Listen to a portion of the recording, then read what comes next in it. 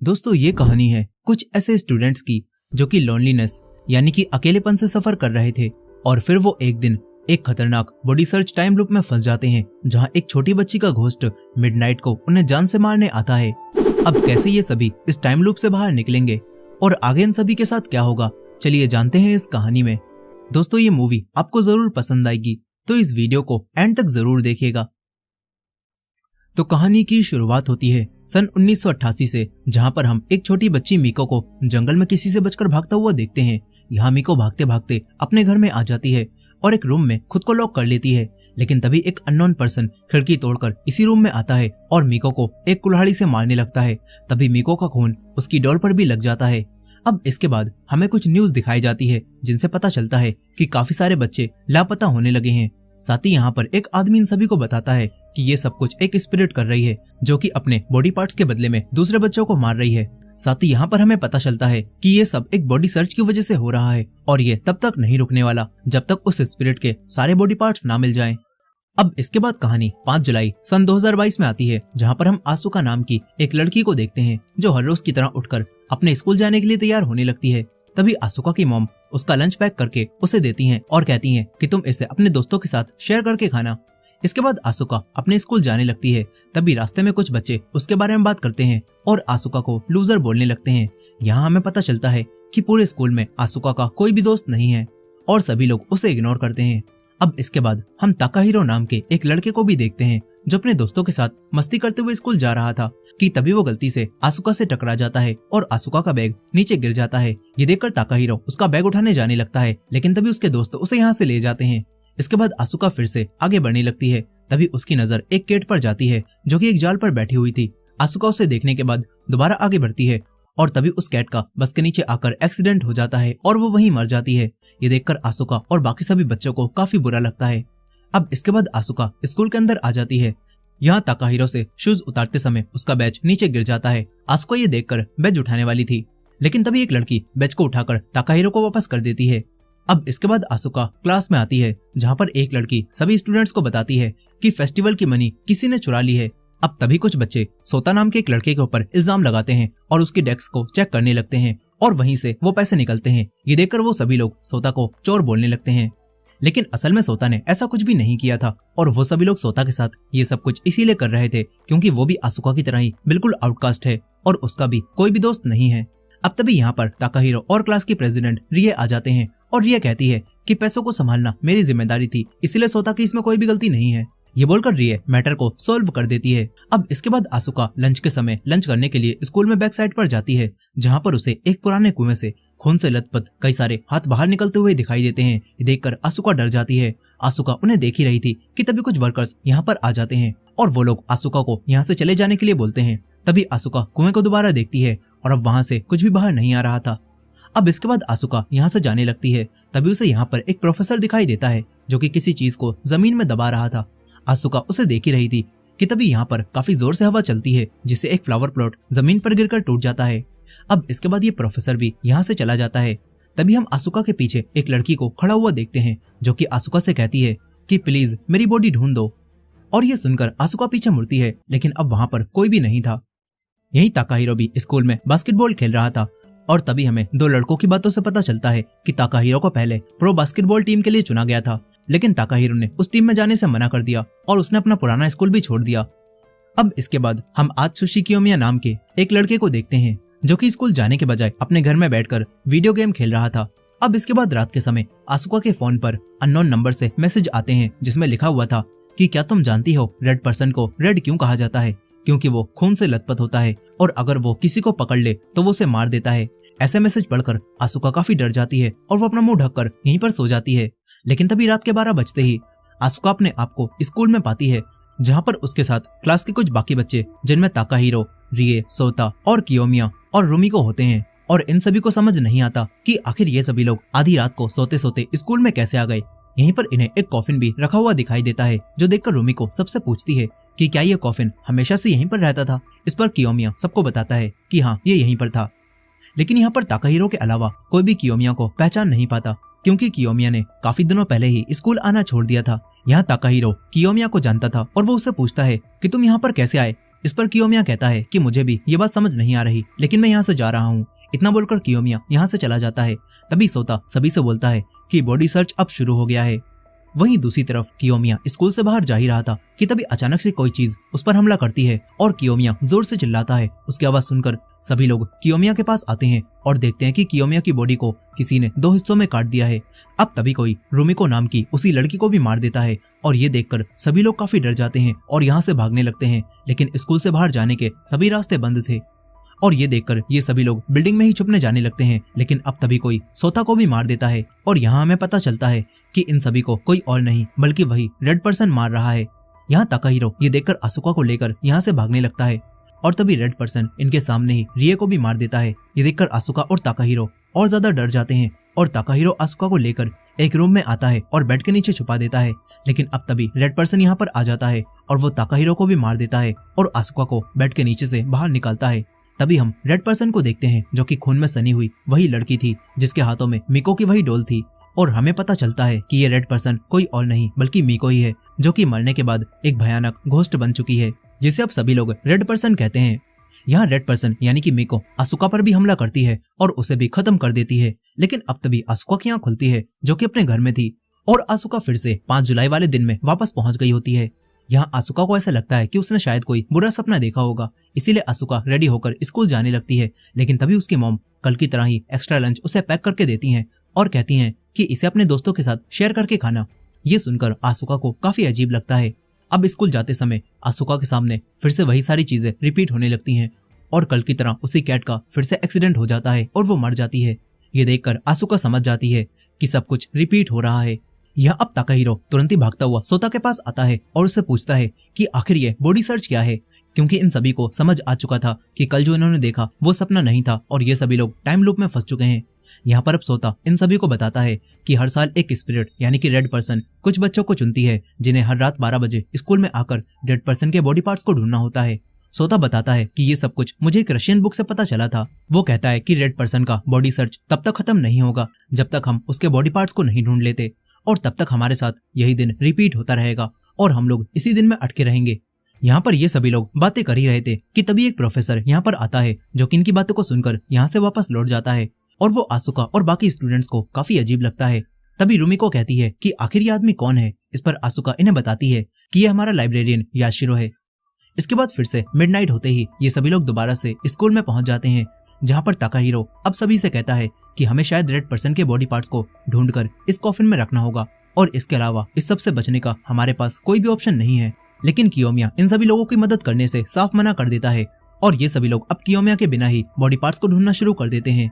यही आसुका भी अकेले एक अंधेरे कमरे में बॉडी पार्ट्स को ढूंढने लगती है। लेकिन तभी ताकाहिरो यहाँ पर आ जाता है और वो बताता है कि मैं सभी रूम्स की लाइट्स को ऑन कर रहा हूँ ताकि वो रेड पर्सन हमें आसानी से ना ढूंढ पाए। यहाँ पर अब ये दोनों बॉडी पार्ट्स को ढूंढने लगते हैं कि तभी आसुका की नजर एक और बंद रूम में जाती है और वो ताकाहिरो को वहां भी चेक करने के लिए कहती है। फिर ये दोनों इस रूम में आते हैं जहाँ पर इन्हें एक पॉट के अंदर एक कटा हुआ हाथ दिखाई देता है। लेकिन अब तभी रेड पर्सन इनके पास आने लगती है और ये देखकर ताकाहिरो आसुका को हाथ लेकर भागने के लिए बोलता है और खुद रेड पर्सन के सामने जाकर उससे लड़ने लगता है। लेकिन तभी रेड पर्सन ताकाहिरो को पकड़कर उसे मार देती है और ये सब जानकर सोता एक लॉकर में छुपकर बचने की कोशिश करता है, लेकिन रेड पर्सन किसी तरह से उसे भी खत्म कर देती है।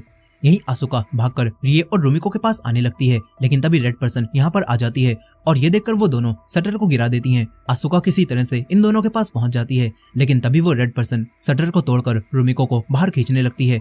आसुका रुमिको का हाथ पकड़कर उसे बचाने की कोशिश करती है, लेकिन रेड पर्सन इन दोनों को ही बाहर खींचकर मार देती है और ये देखकर रिए तुरंत ही उस हाथ को उठाकर कॉफिन में रख देती है। लेकिन इसके बाद रेड पर्सन उसे भी मार देती है और ये सभी लोग फिर से इसी दिन में पहुंच जाते हैं। आसुका अब उठते ही सीधा स्कूल की तरफ आने लगती है ताकि वो उसी कैट को मरने से बचा सके जिसका एक्सीडेंट होने वाला था। लेकिन यहाँ पर ताकाहिरो ने थोड़ा पहले पहुंचकर उस कैट को बचा लिया होता है और अब तभी यहाँ पर रुमिको और रिए भी आ जाती हैं जो कि जल्दी इसी कैट को बचाने के लिए आई थी। और अब वो दोनों आसुका से भी काफी अच्छे से बात करती हैं क्योंकि आसुका ने रुमिको को बचाने की कोशिश की थी। यहाँ पर रिए भी सभी को बताती है कि मैंने वो हाथ कॉफिन में रख दिया था और ये सुनकर सभी लोग खुश होते हैं। फिर इसके बाद ताकाहिरो और रिए मिलकर उन लड़कों को भी पहले ही पकड़ लेते हैं जो कि सोता की डेस्क में पैसे रख रहे थे और उसके ऊपर पैसे चुराने का इल्जाम लगाने वाले थे। यहाँ पर टाइम लूप में फंसे होने की वजह से रुमिको और रिए आसुका की काफी अच्छी दोस्त बन जाती हैं, जिससे आसुका को काफी खुशी होती है।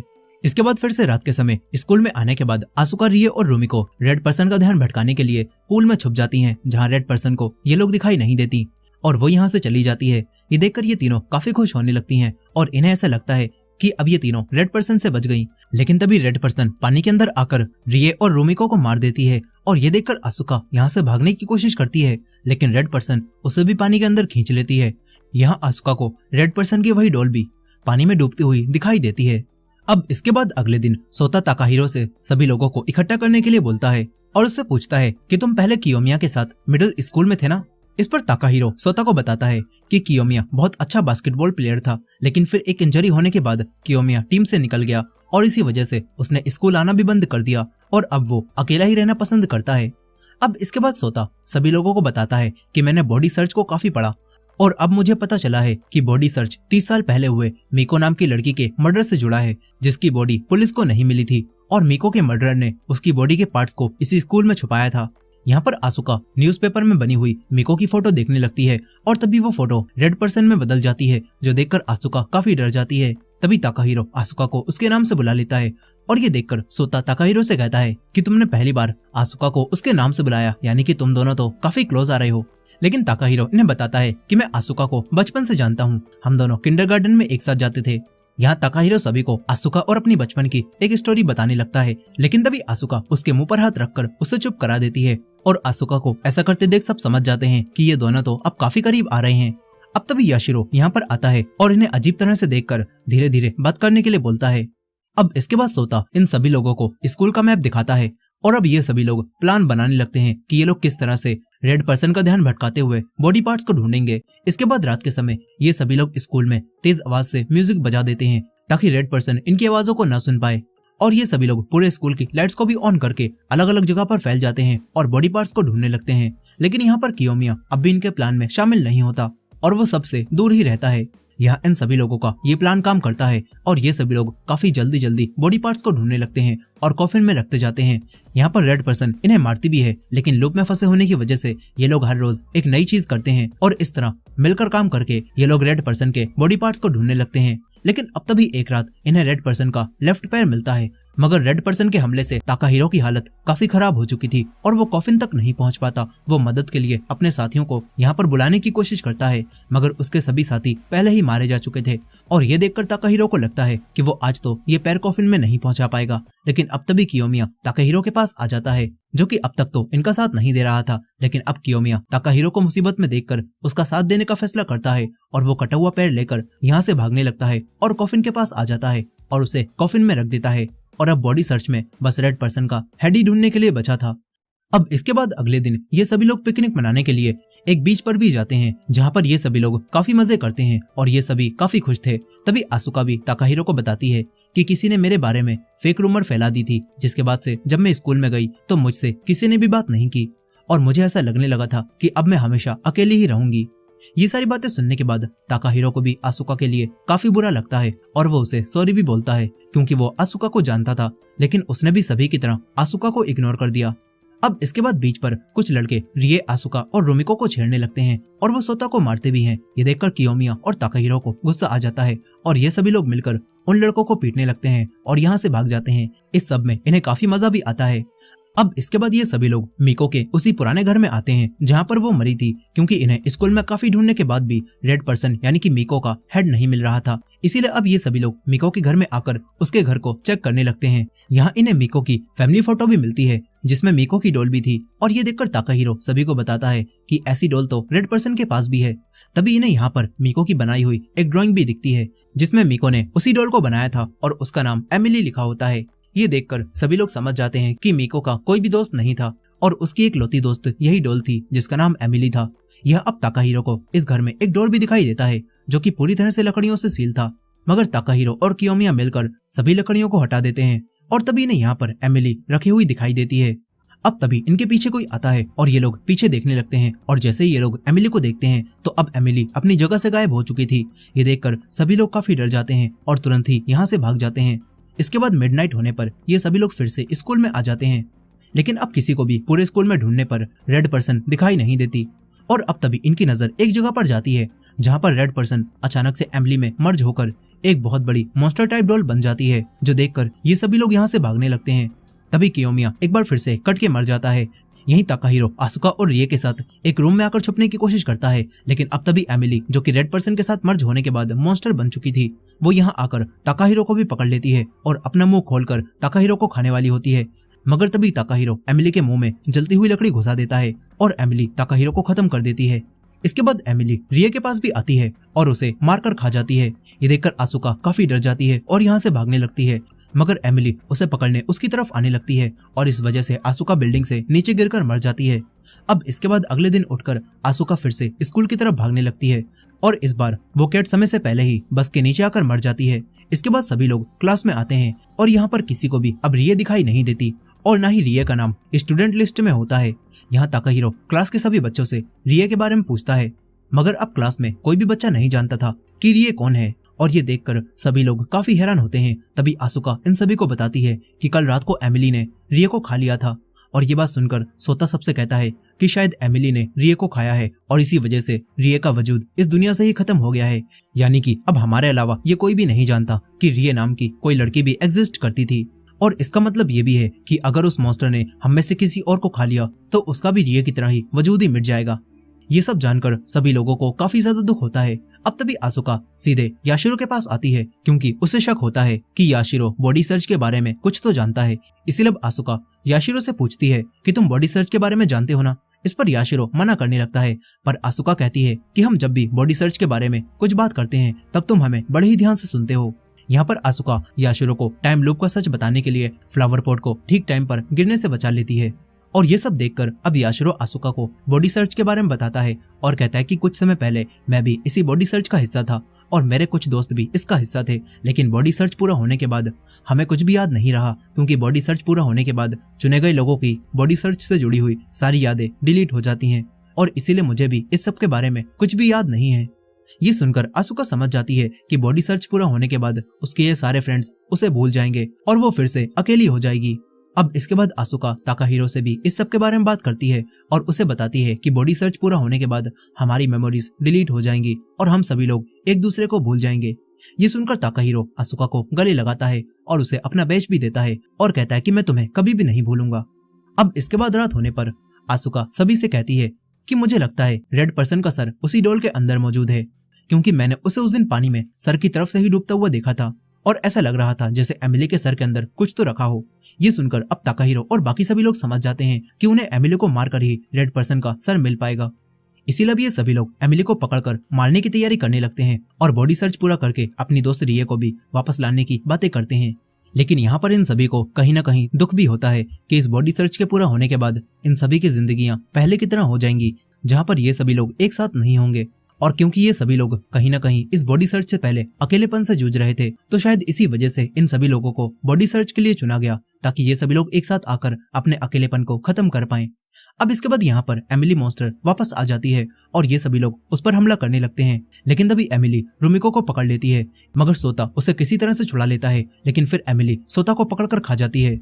इसके बाद अब ये सभी लोग किसी तरह से एमिली के ऊपर चिपकने वाला केमिकल डालकर उसे फ्लोर से चिपका देते हैं और फिर उसे चैन से बांधने लगते हैं। लेकिन अब तभी एमिली आसुका को पकड़ लेती है और ये देखकर रुमिको चैन से उठाकर एमिली का हाथ ही काट देती है और आसुका को बचा लेती है, मगर अब एमिली अपने दूसरे हाथ से रुमिको को पकड़कर उसे खा जाती है। इसके बाद ये सभी लोग मशीन से एमिली की चैन को टाइट करने लगते हैं ताकि वो ना हिल पाए, लेकिन अब तभी एमिली के हमले से यहाँ एक शॉर्ट सर्किट होता है और वो मशीन रुक जाती है। तभी आसुका किसी तरह से वायर को वापस जोड़कर मशीन को चालू कर देती है, मगर अब इतनी देर में एमिली कियोमिया पर भी हमला करके उसे भी मार देती है और ये देखकर ताकाहिरो एमिली के सर के ऊपर चेनसो मारता है, जिसे अब एमिली का सर कटता है और रेड पर्सन यानी कि मिको का कटा हुआ सर बाहर आ जाता है, जो लेकर ताकाहिरो और आसुका तुरंत ही उसे कॉफिन में रखने के लिए आने लगते हैं।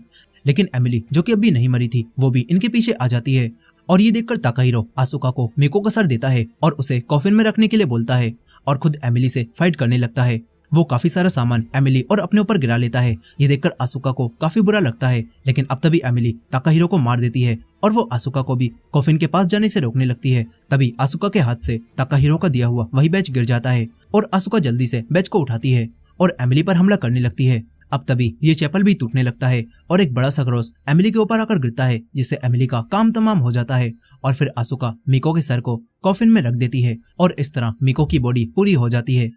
अब इसके बाद आसुका की आंख खुलती है, जो कि अपने घर में थी, और आखिरकार आसुका अगले दिन में आ चुकी थी, जहां पर आज तारीख 6 जुलाई होती है, यानी कि आसुका का टाइम लूप खत्म हो गया और वो उससे बाहर आ चुकी है।